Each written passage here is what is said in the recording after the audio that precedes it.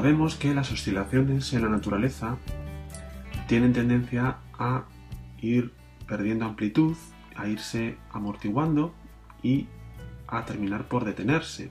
Esto se debe a que cualquier cuerpo que oscila está sometido a una serie de fuerzas de fricción con el entorno que hacen que vaya perdiendo energía en la oscilación y termina por detenerse, a menos que vayamos añadiendo energía a medida que oscila para mantener la oscilación. Es el ejemplo de un niño que está columpiándose en un parque. Entonces, aquí voy a dibujar el niño, ¿no? Bueno, pues si este es el columpio, sabemos que mientras él se dé impulso con las piernas, seguirá oscilando, seguirá columpiándose, ¿de acuerdo? De forma continua, pero en el momento en el que deje de dar impulso con las piernas al columpio, pues llega un instante en el cual el niño se queda quieto en el columpio y el columpio no se balancea más. Esto todos lo conocemos por la experiencia. El origen entonces de la fuerza que va deteniendo la oscilación es un origen de fuerza de fricción. En este caso, en el ejemplo del niño, podría ser la fricción con el aire, también la fricción de las cuerdas que sujetan el columpio con el eje sobre el cual o del cual están colgadas. Pero en definitiva, siempre se trata de fenómenos de fricción, de fenómenos disipativos que van disipando la energía de la oscilación, de forma que un sistema que idealmente es conservativo, en el cual no hay pérdida de energía, sino que se está transformando de manera continua la energía potencial en energía cinética y viceversa, pues en realidad no es tan ideal, sino que tiene una pérdida energética que si no se compensa, si no se va sustituyendo por energía nueva, como la de las piernas del niño dando impulso, pues acaba por agotar toda la energía del sistema y detener, por lo tanto, la oscilación. Entonces, de todos los fenómenos de fricción disipativos a los que está expuesto un sistema mecánico que oscila, el más importante y el que vamos a estudiar en este módulo del oscilador amortiguado es el que llamamos fricción viscosa. ¿Por qué vamos a estudiar este fenómeno? Bueno, pues porque en una gran mayoría de situaciones lo que tenemos es un cuerpo que oscila en el seno de un fluido. Por ejemplo, imaginemos el niño en el columpio, que puede ser asimilable a un péndulo, está inmerso, está en el seno de la atmósfera y por lo tanto está sometido a una fricción viscosa con el fluido que es el aire. Bien, para entender un poco mejor lo que quiere decir la viscosidad, pensemos en un fluido cualquiera, de tal forma que aquí tenemos tres partículas constituyentes del fluido vecinas, cada una con su velocidad instantánea, es decir, la corriente del fluido tiene para cada punto del espacio se le puede asignar un vector velocidad. Entonces para estas tres partículas del fluido tendríamos estas tres flechas que serían los tres vectores velocidad. Entonces, cuando existe viscosidad, lo que sucede es que existe una fuerza entre las partículas del fluido vecinas, es decir, entre esta partícula y esta otra existe un cierto agarre, de alguna forma están como pegadas, es decir, existen fuerzas entre ellas que se resisten a la deformación que se llama tangencial, es decir, se resisten a que una partícula de fluido se mueva de forma independiente de la otra. Ese agarre, esa fuerza, esa resistencia a la deformación tangencial hace que, por ejemplo, si tenemos una superficie sólida que confina el fluido, por ejemplo aquí abajo, si el fluido es viscoso, lo que sucede es que las partículas de fluido que están en contacto con la superficie tienen que estar en reposo, tienen que estar quietas. No puede ser que se estén moviendo con velocidad como sucede con las otras partículas que no están en contacto con la pared. Entonces, para que eso sea así, para que las ecuaciones del fluido sigan cumpliéndose, pues tiene que suceder que exista un perfil de velocidades, como este que estoy dibujando, de tal forma que a medida que nos acercamos a la pared sólida, la velocidad v va disminuyendo. Existe lo que se llama un gradiente transversal de velocidad. Y, de hecho, lo que se llama coeficiente de viscosidad dinámico, ¿de acuerdo?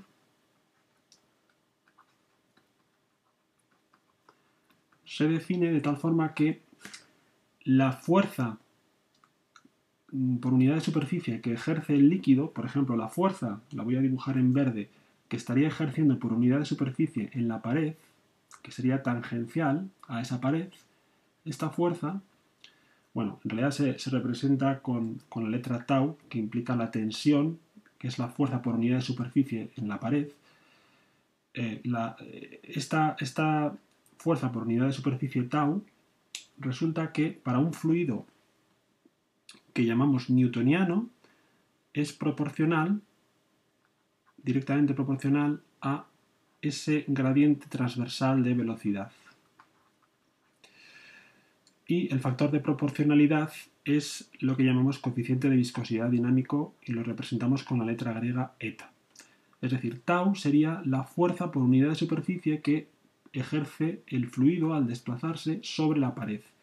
Pensemos, por ejemplo, en una tubería por la que fluye agua. Bueno, pues esa tubería, las paredes de esa tubería están siendo objeto de una fuerza que ejerce el fluido por el hecho de fluir por la tubería y que se debe a su viscosidad.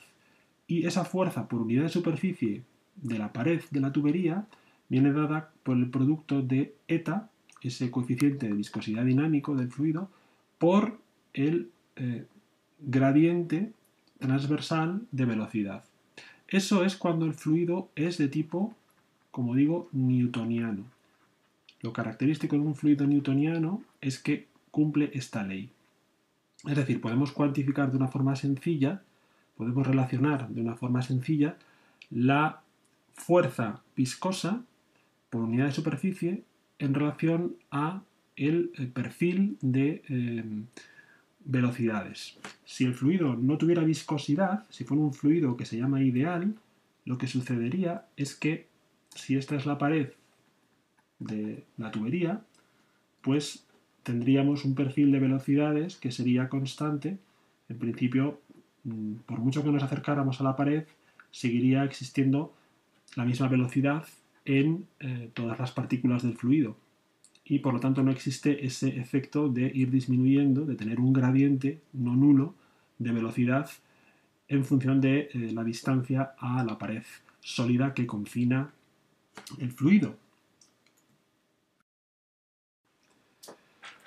Bien, entonces, si tenemos una esfera, por ejemplo, que está sumergida en un fluido de radio r, la esfera, ¿de acuerdo? R es el radio de la esfera. Entonces, si esa esfera tiene un cierto movimiento con respecto al fluido,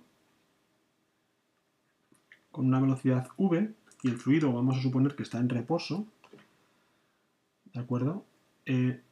Sucede que el fluido ejerce una fuerza que se llama fuerza de arrastre sobre esa esfera que trata de frenar el movimiento de la esfera. Esa fuerza es la fuerza viscosa, tiene una dirección tiene un sentido contrario a la velocidad de avance de la esfera y viene dada por la conocida como ley de Stokes, valiendo menos 6 veces pi por el radio r de la esfera por la constante, el coeficiente de viscosidad dinámico y por la velocidad de la esfera. Esto se cumple, se llama, como digo, ley de Stokes, y se cumple para condiciones muy generales de los fluidos viscosos newtonianos. Las condiciones son que no sea un movimiento que produzca turbulencia, es decir, que sea un movimiento suave de pequeña velocidad, de forma que pueda describirse la dinámica del fluido de una forma no turbulenta, mediante lo que se llama un flujo laminar, ¿de acuerdo? Estos son conceptos ya un poco avanzados de dinámica de fluidos que realmente pues, están un poco fuera de lo que es este curso sobre las oscilaciones, pero no está de más el tener un poco de conocimientos de estas cosas y que nos suenen para ver de dónde salen bueno, pues algunas de las ecuaciones y de las leyes que vamos a utilizar para estudiar el oscilador amortiguado. Entonces, lo que me interesa subrayar de la ley de Stokes es que es una fuerza, la fuerza resistente, la fuerza que llamamos de arrastre, es proporcional, directamente proporcional a la velocidad con la que se mueve el sólido con respecto al fluido. En realidad, aunque no sea una esfera, siempre la fuerza con la que el fluido se resiste al avance de un sólido que se mueva en su seno, siempre se puede demostrar que bajo condiciones muy generales es proporcional a la velocidad del cuerpo sólido y también proporcional a su magnitud. Pero lo más importante es que es proporcional a su velocidad, porque esto es lo que vamos a utilizar como ley que define la fuerza que frena el oscilador armónico en el análisis que vamos a hacer a continuación.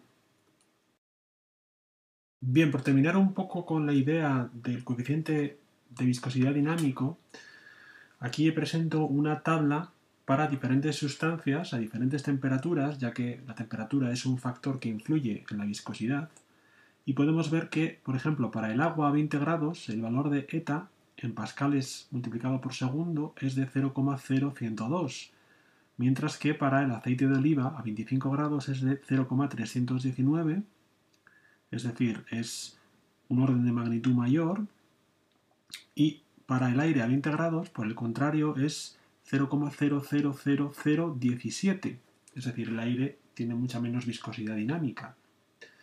Entonces vemos que para cada tipo de fluido y también para cada temperatura el valor de el coeficiente de viscosidad es diferente. También me gustaría añadir que el origen microscópico de la fuerza viscosa está en las fuerzas de atracción intermoleculares que hacen que entre las moléculas existan fuerzas de atracción que es como si se pegaran entre sí y por lo tanto se resistieran a moverse unas independientemente de otras. Así, para esta expresión de la ley de Stokes, en realidad lo que tenemos que pensar es que es consecuencia de acumular todo ese esfuerzo tangencial que el fluido ejerce sobre la superficie de la esfera o sobre el sólido que sea, acumulado a lo largo de toda la superficie, integrado en toda esa superficie, da como resultado la ley de Stokes, es decir, el integrar esa presión sobre toda la superficie del sólido, obtenemos la fuerza neta ejercida sobre nuestro sólido. En este caso podemos suponer que se ejerce sobre su centro de masas. Y así podemos ver la ley de Stokes como una especie de integral, una especie de acumulación de todas las tensiones viscosas que puntualmente en cada punto de la superficie del sólido ocurren debido a la viscosidad del fluido en el que se mueve. Como resumen de todo lo anterior, vamos a terminar por definir el modelo que vamos a estudiar en este vídeo. Y es que tenemos el oscilador armónico que hemos visto hasta ahora, en el cual existe, como sabemos, la fuerza elástica. En este caso, por ejemplo, si el resorte está estirado respecto a su longitud natural, la fuerza elástica tendría este sentido, hacia la izquierda. Y además, esta vamos a llamarla F sub E, fuerza elástica, y además existirá la fuerza viscosa, la fuerza de fricción. En este caso, por ejemplo, si el movimiento de velocidad está sucediendo hacia la izquierda, ¿de acuerdo? Voy a dibujar en verde la velocidad. Imaginemos que estamos en un instante en el cual la velocidad es hacia la izquierda, es decir, el resorte está estirado y está comenzando a retroceder hacia la izquierda. Entonces, en este caso, la fuerza viscosa, la fuerza de fricción, que llamamos de fricción viscosa, vamos a llamarla F sub F de fricción, apuntaría hacia la derecha, es decir, tendrá siempre sentido contrario al de la velocidad. Esto lo podemos resumir con una expresión muy sencilla que nos dice que F sub F es igual a menos B, que es un coeficiente de proporcionalidad, por la velocidad V, donde B resume todo esto que hemos visto de la viscosidad. Así, para el caso de una esfera en un fluido viscoso, sabemos que B valdría 6 veces pi por el radio de la esfera y por el coeficiente dinámico de viscosidad, por ejemplo, para una esfera, ¿de acuerdo? Pero lo importante es esta relación de proporcionalidad directa entre la fuerza de fricción viscosa y la velocidad, y con un signo menos que indica que siempre se opone a el sentido del movimiento.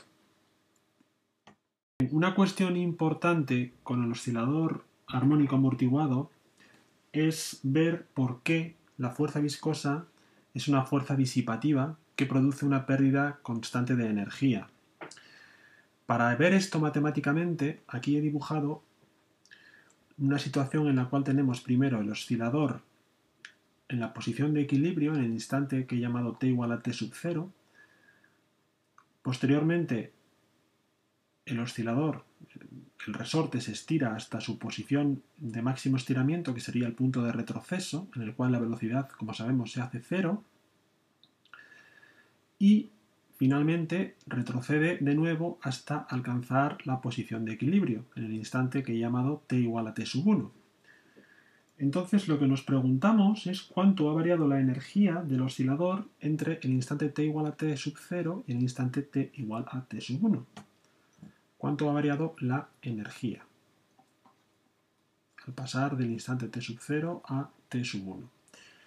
Entonces, para responder a esta pregunta, utilizamos la expresión que conocemos que nos dice que la energía, bueno, inicialmente la vamos a escribir sin la delta, es decir, la energía sabemos que es igual a la suma de la energía cinética del oscilador más la energía potencial elástica acumulada por el oscilador.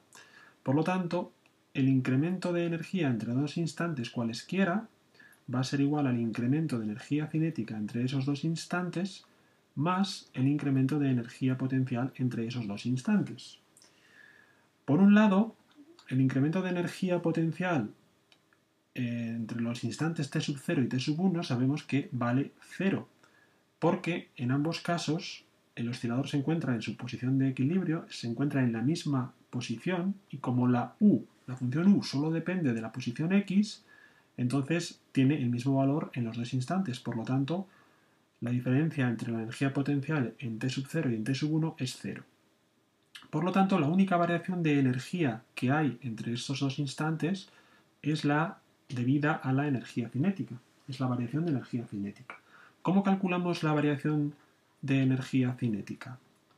Bueno, pues para ello vamos a utilizar lo que se conoce como teorema de las fuerzas vivas, que es un teorema de dinámica newtoniana muy importante y que lo que nos dice es que el incremento de energía cinética es igual a la integral entre el instante inicial y el instante final de la suma de todas las fuerzas que están actuando sobre la masa en cuestión integrada en el espacio, es decir, es el trabajo realizado por el conjunto de todas las fuerzas que actúan sobre nuestra masa. ¿Qué fuerzas son las que actúan entre el instante t igual a t sub 0 y t igual a t sub 1 sobre la masa del oscilador? Bueno, pues sabemos que solamente hay dos fuerzas, que hemos visto antes. Por un lado, esto lo desarrollo, sería la fuerza elástica, y por otro lado sería la fuerza de fricción, que están actuando sobre la masa. Esto es lo que tengo que integrar. Entonces, voy a separar esto en dos integrales, y tengo por un lado la integral de la fuerza elástica por diferencial de x entre los dos instantes inicial y final, y la integral entre esos dos instantes de la fuerza de fricción viscosa. Esta primera integral vale 0. ¿Por qué vale 0?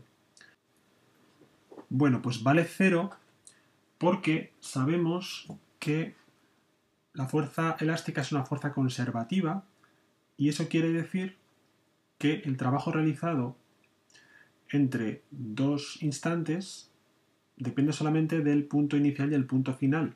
Y como el punto final es igual al punto final, sabemos que es igual a esta integral, es igual precisamente a el incremento de energía potencial que hemos visto que es igual a 0. Por lo tanto, esta integral es 0. Por lo tanto, solo nos queda esta segunda parte de la integral.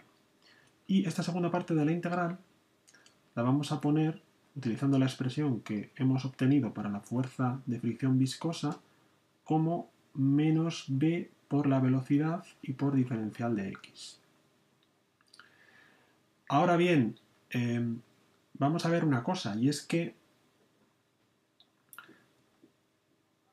el producto de la velocidad por diferencial de x lo puedo poner como la velocidad y por diferencial de t, porque v por diferencial de t es igual a diferencial de x, ¿de acuerdo? Entonces esta expresión diferencial la puedo escribir como la velocidad al cuadrado por el diferencial de tiempo. Es decir, que esta integral la puedo escribir como menos b por integral entre t sub 0 y t sub 1 de v cuadrado por diferencial de tiempo. Por lo tanto, vemos que es una integral cuyo integrando es un cuadrado y por lo tanto el integrando siempre es positivo. Eso quiere decir que, además, como estoy integrando respecto del tiempo, esta integral es siempre positiva. Por lo tanto, al ponerle signo menos y al ser b una constante positiva, este valor va a ser siempre un valor negativo. ¿Eso qué quiere decir? Pues quiere decir que el incremento de energía cinética que tengo va a ser negativo entre este instante y el instante en el que el oscilador vuelve a la misma posición, pero después de haber llegado al punto de retroceso y haber vuelto. Es decir, que en un semiciclo de oscilación, porque estoy suponiendo que hay una oscilación amortiguada que se va extinguiendo poco a poco, pero que puede seguir describiéndose como una oscilación, ¿de acuerdo? Resulta que en cada semiciclo estoy perdiendo siempre energía cinética. Y, en definitiva, como la energía potencial en cada semiciclo no cambia, al pasar otra vez por el punto de equilibrio, la energía potencial hemos visto que no ha variado, entonces, respondiendo a la pregunta inicial, tenemos que el incremento de energía es siempre negativo para todos los semiciclos de oscilación. Por lo tanto, para todos los ciclos también será negativo. Es decir, de forma continua, el oscilador pierde energía a medida que oscila y esto cuadra perfectamente con la experiencia que tenemos de ver que las oscilaciones se van atenuando, van decayendo, a menos que las alimentemos con nueva energía, volviendo al ejemplo del columpio y el niño que comentaba al principio del vídeo. Por lo tanto, así vemos que hemos demostrado matemáticamente cómo la fuerza de fricción viscosa es una fuerza disipativa que hace que el oscilador armónico vaya perdiendo energía de forma gradual, de forma paulatina, continuamente, y esa energía se transferirá al fluido circundante, al aire o al agua o al que sea el fluido circundante que produce la fricción, en forma de calor disipado en ese fluido.